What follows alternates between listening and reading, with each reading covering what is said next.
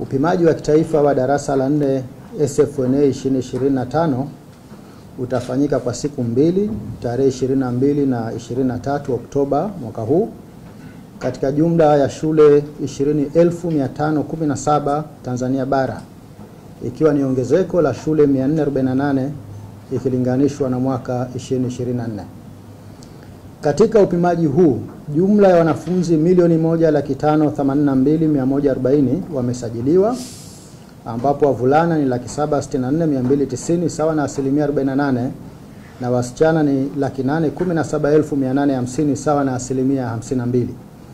Aidha, wapo wanafunzi 5,750 wenye mahitaji maalum, kati yao wenye uoni hafifu ni 1,164, wasioona 111, wenye uziwi 1,161, wenye ulemavu wa akili 1,641 na wenye ulemavu wa viungo 1,673.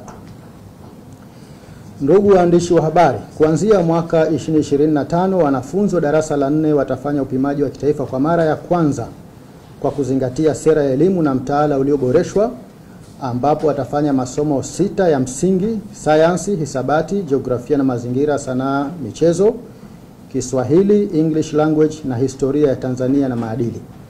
Aidha, kutakuwa na masomo chaguzi matatu: lugha ya Kifaransa, lugha ya Kiarabu na lugha ya Kichina, ambapo mwanafunzi ana fursa ya kufanya somo moja tu.